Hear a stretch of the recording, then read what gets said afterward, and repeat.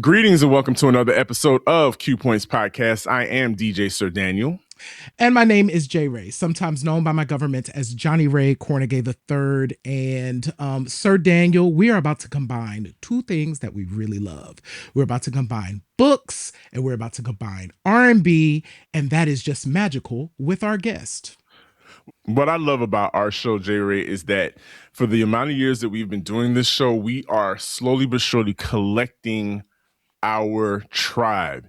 And our guest, this next gentleman, is definitely a part of the Q Points tribe because not only is he a DJ, he is also a professor of music, modern music, specifically R&B music, and he's an author. But I am so excited for our Q Points listeners to get to know Amani Roberts. Absolutely, y'all. So listen, Amani Roberts is an award-winning music business professor, internationally renowned speaker, professional DJ, and USA Today best-selling author of The Quiet Storm, a historical and cultural analysis of the power, passion, and pain of R&B groups, who educates music professionals on making better business decisions.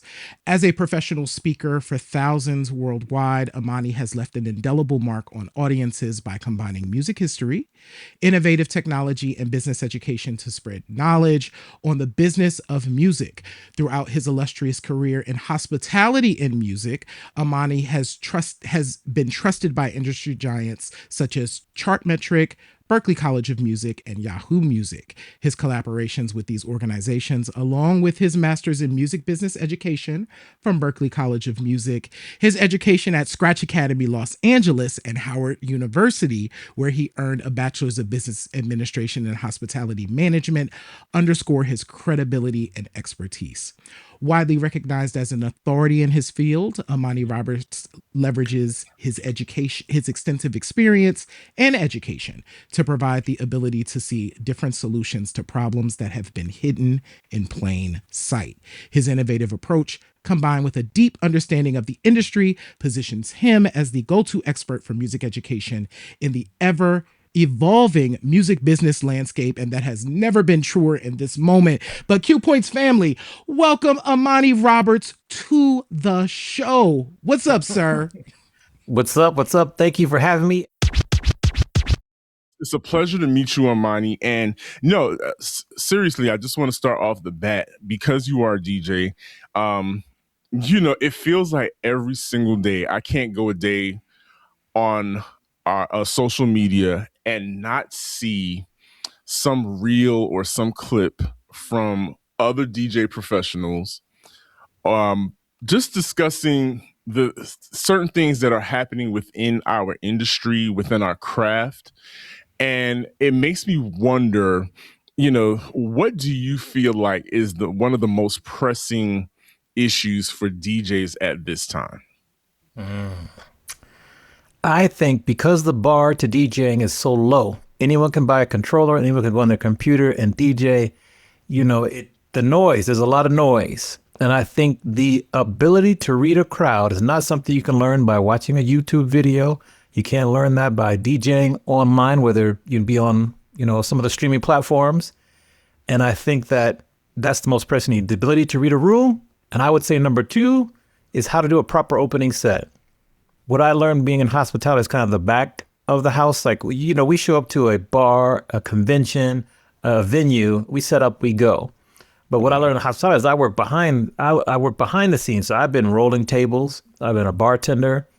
Okay. I've been a server. So we understand everything that's involved. So we have a certain amount of respect for the work that people have to do because they have to show up early. They got to set up. They got to serve the people. They got to stay late. So that's not an easy job. And whatever I can do to make it easy for them as a DJ, I'll try to do. That could be as simple as playing some music that they like during a set so they can kind of vibe to it. It can be keeping an eye out. So if there's certain guests that are giving the staff a hard time, you kind of there as a backup. Cycling during your set, cycling the bar so that people who are on the dance floor can still show the bartender love and get drinks. community is important. And I met a lot of those people when I took a course at Scratch Academy. And I understand that you did the same. What was your experience like going to the Scratch Academy? And tell us about your community, your DJ community. Yeah, Scratch Academy, you know, not to be cliche, but it was rather life-changing, you know, because it depends. You need to have good people around you. I had a really close friend, Josh. He, you know, one of my close friends in life, he went there first. He came back and said, you know, Amani, I think you should go there, because I was learning how to DJ at the time. He said, I think it can help you become a better DJ. And so if you have people around you that you trust, I said, oh, if you recommend, I went. So I went. So Scratch was like the strong foundation. And then my community, like I'm tight with a lot of DJs across the world. You know, one of the few blessings of Twitch is I got to network and meet a lot of DJs during the pandemic through Twitch or whatever. So I know people all over the world. Currently in Vegas, we have a pretty tight community. Actually, a bunch of us are working on this nonprofit now camp spinoff. It's a DJ camp for kids, music production camp for kids over the summer. We used to have it before the pandemic, then we stopped. And now our director, DJ Tina T, she's doing it again. So I got a pretty tight community through that and just doing other gigs across the world. Like I can pretty much know a DJ in every city, every major city. So that's my community. Yeah, and that's how we roll.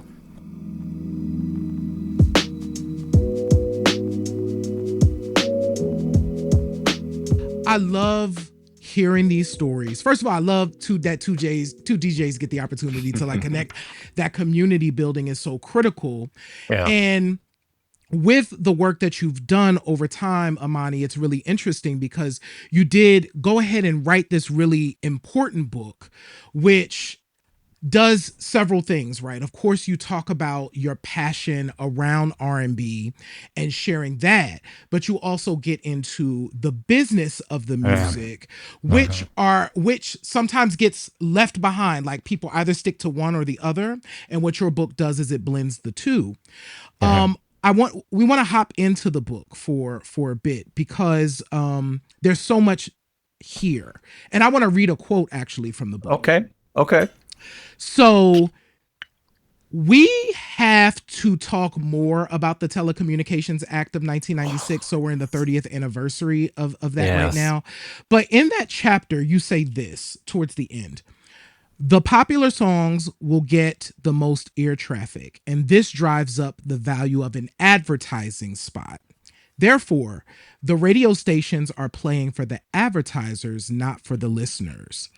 An R&B group singing about love and heartbreak does not fit the typical ad spots outside of those for online dating companies. I want you to expound because I think it's so important to call out the thing, because when we talk about R&B music, all three of us have stories about the songs we heard, how they were being played, etc. But so much of that before 1996 was locally handled, the DJs doing this. So I really do want you to talk about how this Telecommunications Act really did aid in a lot of ways with the decline of R&B over time. If you could wax poetic a little bit with us. Yeah, the Telecommunications Act of 1996. It was supposed to diversify radio. It was supposed to make it easier for people to buy radio stations, get on the air. All the local radio stations, it had the exact opposite impact. You had iHeartMedia, Town Square Media, and Cumulus Media buy up all the radio stations domestically, and then they went to playlisting. And playlisting is the thing that really, really hurts local acts. If we think about where you are, TLC got big locally in Atlanta first. Boyz II Men got big locally in Philadelphia first. Think about the group Shy. I heard them first on WPGC 95.5, had a show called DC Home Jams. They played them first, then they got to be astronomical and big. Houston, Destiny Child was big in Houston first. We can list city by city and the groups and everything. But what that act did is it took away local radio's power, audience, and when they go to playlisting, you could be in Atlanta, you could be in Vegas, you could be in Chicago, you could be in Seattle. You're generally going to hear the same songs on popular radio that you would. If we think back to like early 90s, mid 90s, you would hear like R&B groups on main radio. Yeah. You would hear them on main radio. For example, I remember I did this during my research, which was a lot. There was a week in 1997 in July where 12 of the top 20 Billboard Hot 100 hits, this is the main charts that include all genres, were from R&B groups.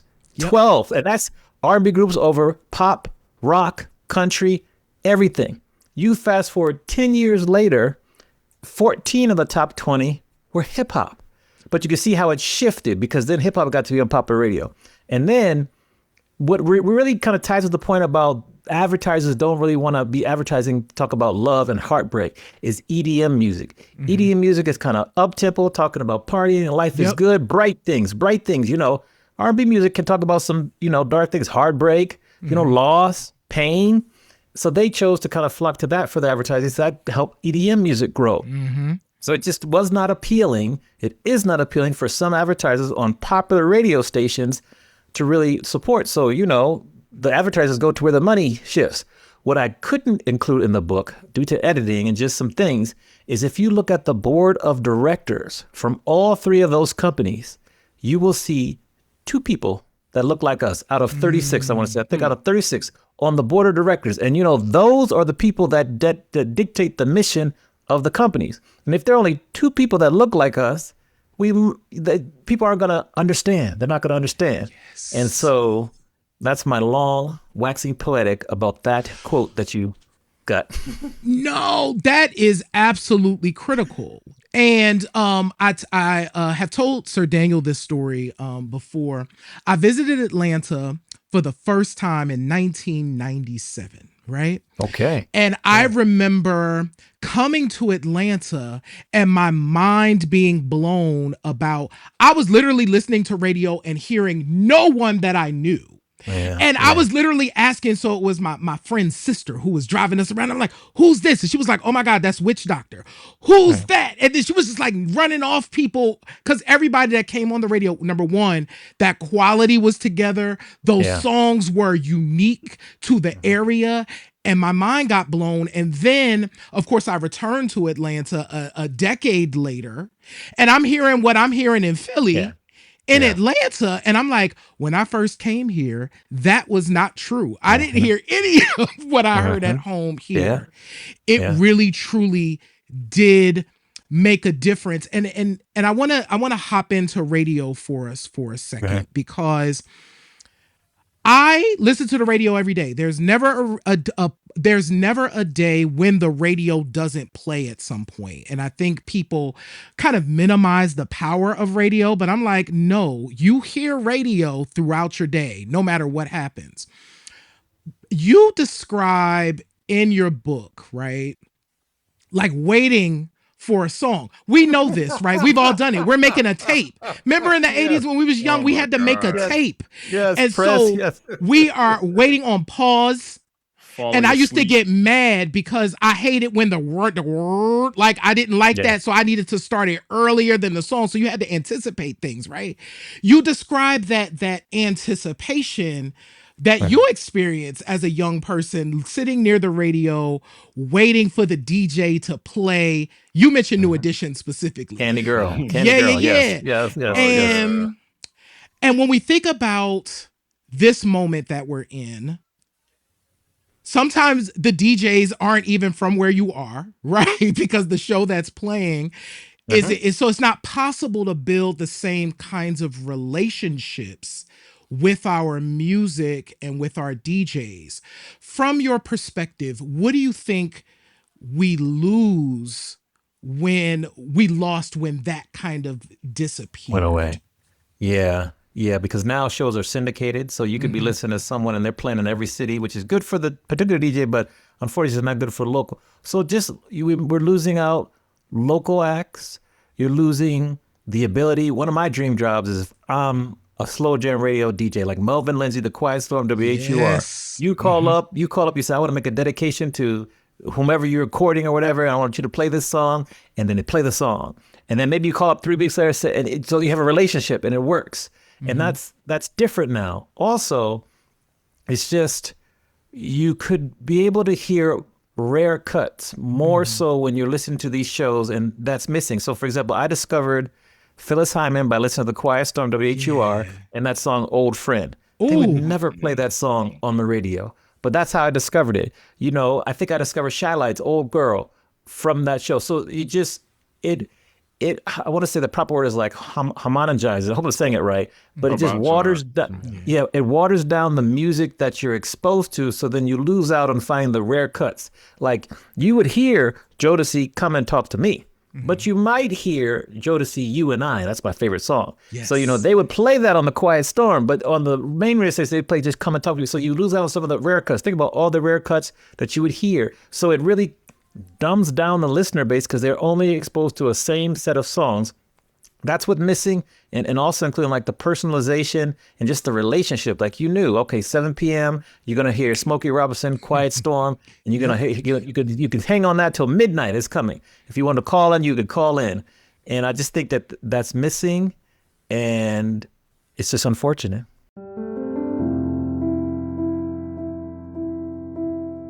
So I still work in terrestrial radio. So everything. So right now you preaching to the choir. Like this has been part of my life for years as somebody that grew up listening to radio and now working in it. And I will tell you, there was a sweet spot where we still had that magic of the connection between the listeners and the on-air personalities. And it's, you know, the cluster that I work at now, because there's like four radio stations underneath our cluster, still kind of maintains that here in Atlanta, because it's just one of those stations that's just been around long enough to where you can still do that. But Amani, I'm feeling like, one, the culture and the soul has been gutted out of our music and radio. I think it's been gutted, and I think it's been gutted on purpose. I feel like, to your point earlier, for monetary reasons, of course, and people trying to sell ads and whatnot. But I also can't help but feel like there is a parallel between what's happened with the music and radio in general and what's happening now with our voting rights. Like everything, like I really do feel like there is a concerted effort to erase everything. Do you feel that? Have you peeped that? Is that something that's come up on your radar? Well, what do I say? They may hate us, but they sure love the culture, you know? Love that culture. So I say that. I think, you know, songs are much shorter. Songs are less complex. So they're kind of like dumbing things down. You know, they could try to erase things, but the way the world is now, we definitely will. We had like the Underground Railroad way back in the day. We can definitely be creative and keep things alive. You know, it's just that in the public, it looks like they're erasing things, but there are ways, there are people working. I'm confident, I have faith. But I will say, like, if you look at like some of the songs, and I'm not like, you know, angry old man, get off my lawn. But you know, if you just look at some of the songs nowadays that are really, really popular, they're pretty basic.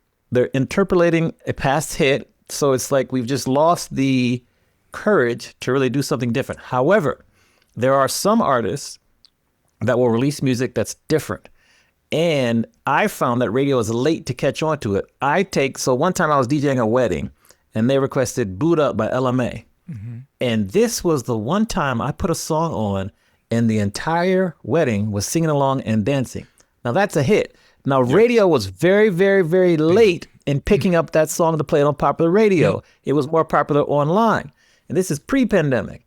And so I just think that radio is late. And that song is not that complex, but still a good song. Now, every once in a while, we'll get a song that comes out that's R&B that is kind of complex. Like if you look at Kehlani's hit Folded, now that's a heavy song right there. That's a good one right there. That's a true R&B song. You know, so you have like that. If you think back to the early 2000s, I love Tank, so Maybe I Deserve. And they don't really make those kind of songs that have subtle messages. Like a lot of times nowadays, we just overt. We just tell you what we want to have happen in a song. You know, think about back in the day, they thought Prince was crazy and he was being a little calm. Right. They thought Rick James was off the chain. He was talking about Mary Jane. Nowadays, they say whatever they want to say. So, but I think that goes to, it's just being dumbed down. Like, what happened to the subtlety? What happened to, you know, metaphors and hinting, but not saying it? That adds to the complexity. So that's my long answer. But I don't think, like, I understand we have serious issues with the voting rights.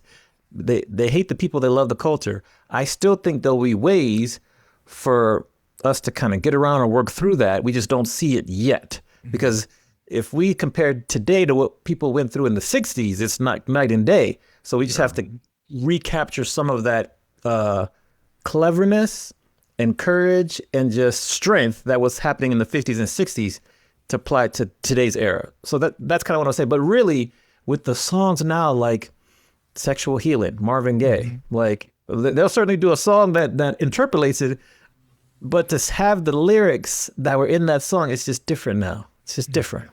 Yeah, everything is sped up, chopped up. They'll take a phrase and chop it up and repeat it over and over and give it a bouncier beat. And, you know, I get it. That's cute, especially now for TikTok and things like that. I think, J-Ray, I think that there's a lot of bravery that's missing. You know, program directors were like, and music directors were revered, you know, at a point. They were revered. There was music days at the radio station. Tuesdays was our music day, and you saw all the A&Rs coming through the street rep. Everybody would come through, handful of CDs, wanting everybody to get a CD so they can hear what's new, what the new artist has been working on. And the program directors were a lot, to your point earlier, Amani, about pulling album cuts and putting that into rotation. Sometimes there's just no bravery, or their hands are tied now. They really can't, like you said, that corporate umbrella that you work under really has you know, like tied up and can't make a whole lot of decisions or break records like they used to. And I think that's why people are relying heavily now on, you know, internet, radio. That's why we DJs are important when we do our live streams. Shout out to New Content, to LJ, you know, putting on that mix show that he does, and we can get on there and we play any and everything, and people absolutely love it. I have the pleasure, I still work with Joyce Littell, who is our Quiet Storm maven here in Atlanta. She is the queen of the Quiet Storm. Just recently, she was asked to host a party. It's not brand new, it's been around for a minute, called Slow Drag. And they play nothing. They started out playing nothing but 70s slow jams. But when they asked Joyce for a special Atlanta 404-day festivity, they expanded it to 80s and 90s. And let me tell you something. There is still power to the slow jam. There's still power to the slow jam. And this is why I know we're kin. Q Points, we've had a campaign called Slow Jams Can Heal Us for a couple of years now, because we still believe in the power of the slow jam. And your book is called The Quiet Storm. And just like, tell us where people can get the book. But I want to know, like, just off the top of your head, your 5 favorite slow jams. Yeah. Because Jay, we did a show where our listeners know there's a difference between a ballad and a slow jam. Yes. So they know. So we want to hear your slow jam favorites. Your slow jam. Okay. You can get the book at Amazon, any platform you order books, or you can go to thequietstormbook.com and order a copy. I send it to you. Top 5 slow jams. Ooh. Okay. Because I have such respect and I feel this group doesn't get the amount of credit they deserve, I'm going to say slow jam number 1 is going to be Between the Sheets, the Isley Brothers.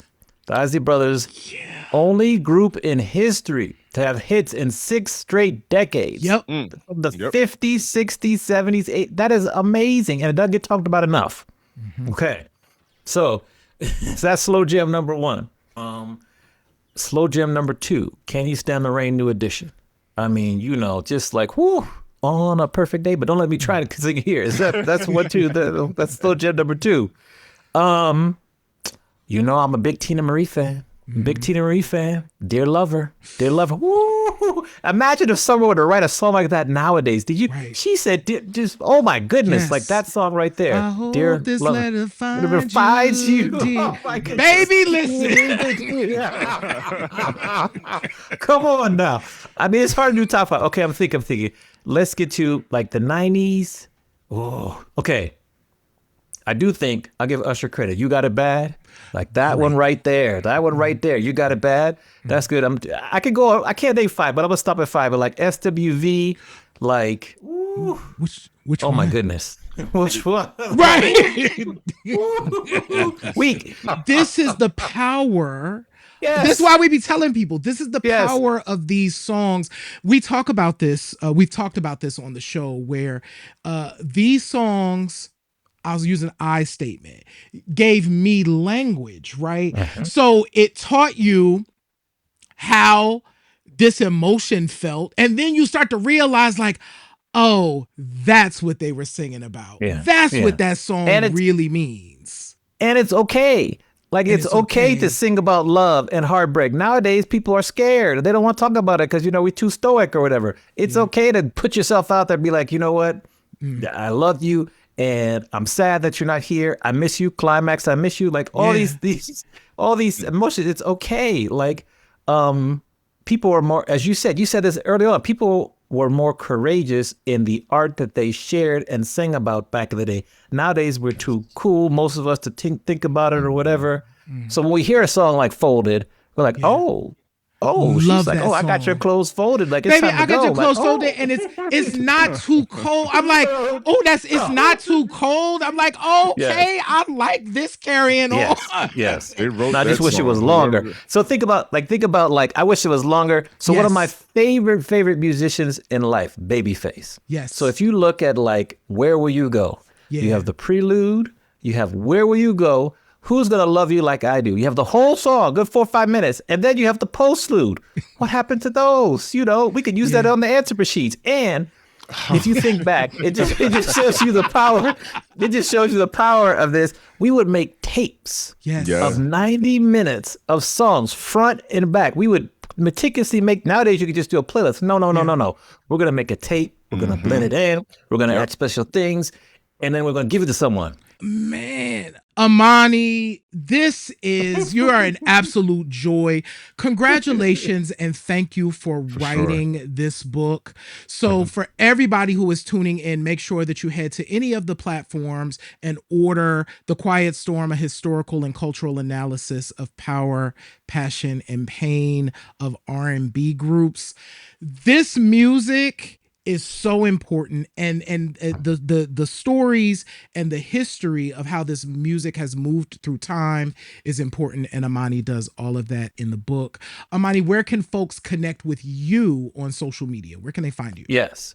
So I always love to direct people to my website, AmaniExperience.com. If you're in the music business and you need some advice, you want to have a call, AmaniExperience.com/call. And then my socials are at Amani Experience on like the platforms. So just reach out to me, tell me where you found me or met me, and let's have a conversation.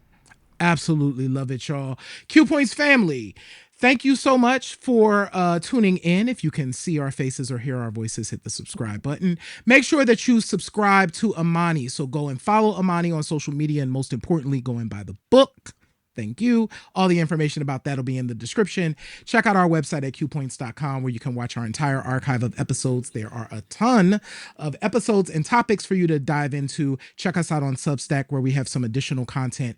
Become a member on our website as well. It keeps the lights on over here at Q Points, and shop our store at store.qpoints.com. We appreciate y'all. We love y'all. We absolutely do. And like I say in every episode, in this life, you have a choice. You can either pick up the needle or you could let the record play. I am DJ Sir Daniel. And my name is Jay Ray, and that is Amani Roberts, y'all. And this is Q Points Podcast, dropping the needle on Black music history. We will see you on the next go round. Peace, y'all. Peace, y'all.